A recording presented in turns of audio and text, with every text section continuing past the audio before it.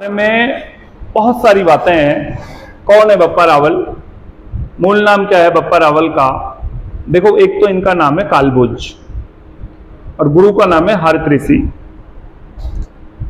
मैं आपको एक कहानी सुनाता हूं छोटी सी। एकलिंग महात्म्य के बारे में जानते हैं क्या आप?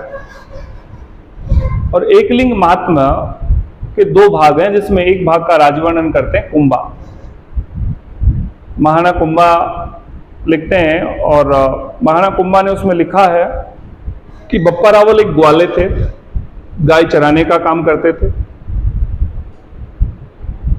और बप्पा रावल हारित ऋषि के आश्रम में पहुंच गए ग्वाले के रूप में।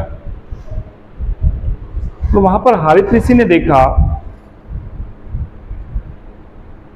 कि बहुत बड़ा ओजस्वी युवा उनके मंदिर में आया हुआ है, कुटिया में आया हुआ है।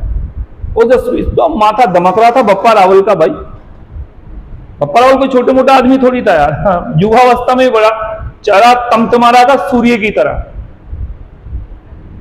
हारित ऋषि भाप गया, ये कोई युवक सामान्य युवक नहीं है। बप्पा रावल ने हारित ऋषि को दंडवत प्रणाम किया। हारित ऋषि ने आशीर्वाद दिया और हारित ऋषि ने कहा कि आप तो एक बहुत बड़े साम्राज्य के वारिस बनेंगे, एक बहुत बड़ा साम्राज्य आपका होगा।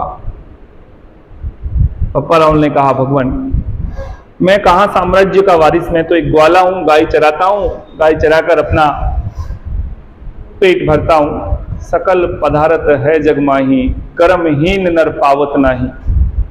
इस धरती पर सारे पदार्थ हैं,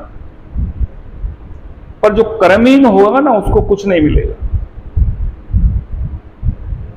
कर्म की महत्ता बड़ी बड़ी जबरदस्त है। भगवान श्री कृष्ण ने भी कहा है, कर्मण्यधिकारिस्तु मा फलेषु कदाचन। हारित ऋषि ने बप्पा रावल को मार्ग बताया कि कालभोज, आपको बहुत सोना बता रहा हूं मैं, ले जाइए, सेना संगठित कीजिए, चित्तौड़ को फतेह कीजिए आप। बप्पा रावल ने हारित ऋषि के आशीर्वाद से चित्तौड़ को फतेह किया, मान मोरी को हराया, चित्तौड़ को अपने क्षेत्राधिकार में किया। बप्पा रावल का नागदा ही है, कैपिटल तो राजधानी नागदा ही रही है। और ये सारी चीजें करने के बाद में एक बहुत बड़ा सम्राट बन गया बप्पा रावल। यानी ईरान कहां है, गजनी कहां है, नागदा कहां है। ईरान का शासन नागदा से संचालित होता था उस दौर में। और बहुत मुस्लिम रानियों के साथ बप्पा रावल ने विवाह किए हैं उधर ईरान की तरफ। अबुल फजल कहता है ना कि गुहिल राजपूत ईरान के बादशाह नौसेखा आदिल के वंशज हैं। उन्होंने उस बात को गलत लिखा है, हालांकि ईरान तक बप्पा रावल का साम्राज्य था। रावलपिंडी शहर बप्पा रावल ने बसाया, आज पाकिस्तान में है। सीवी वैद्य ने चार्ल्स मार्टिल की संज्ञा दी है बप्पा रावल को, छोटा मोटा नहीं था बप्पा रावल नागदा के साथ में। अच्छा, एक बात, बप्पा रावल ने एकलिंग जी का मंदिर बनवाया, क्योंकि गाय चराता था, रोज गाय चराता, रोज घर लाता। एक गाय दूध नहीं देती थी।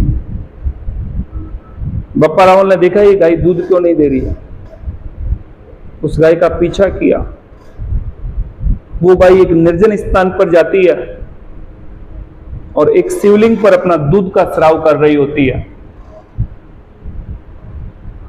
बप्पा रावल गाय की आध्यात्मिकता से बड़े प्रभावित हो गए। देखो, गायों में भी ईश्वरीय सत्ता के प्रति तो आस्था होती है। जानवर हो चाहे प्राणी हो, प्राणी मात्र हो, जहां समझता है, बोल नहीं पाता, आपकी लैंग्वेज उनकी लैंग्वेज अंतर होता है, बाकी समझता सारी चीजें, समझते आप भी सारी चीजों की, इसको ये करने से ऐसा होगा, परिणाम आप भी जानते हैं। लेकिन सुख की अभिलाषा में कई बार आप गलत चीजें कर देते हैं।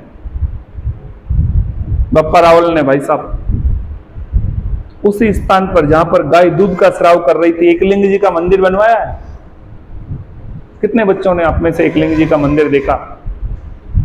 बहुत अच्छा। वो मंदिर किसने बनवाया? बप्पा रावल ने। नागदा में समाधि है, राजस्थान सरकार ने नागदा में बप्पा रावल का पैनोरामा भी बनाया है, आप जाइए वहां पैनोरामा में। और जितना भी ईरानी वगैरह, पाकिस्तान, उस दौर में पाकिस्तान नहीं था, गजनी वगैरह का जो क्षेत्र था, उस सारे क्षेत्र की बातें बप्पा रावल के इस पैनोरामा में बताई हुई है। तो समाधि को लेकर, हाँ, इन्होंने नागदा से इनका बड़ा लगाव रहा है। नागदा भी उदयपुर में है, आज की तारीख में एकलिंग जी का मंदिर तो कैलाशपुरी में है, पर वो नागदा का क्षेत्र था। वहां पे कमल तालाब है एक बहुत बड़ा, ठीक है, वहां के पास में सास बहू का मंदिर है। हालांकि बप्पा रावल ने सास बहू का मंदिर नहीं बनवाया है, पर बहुत सारे विद्वान कहते हैं कि बप्पा रावल ने सास बहू का मंदिर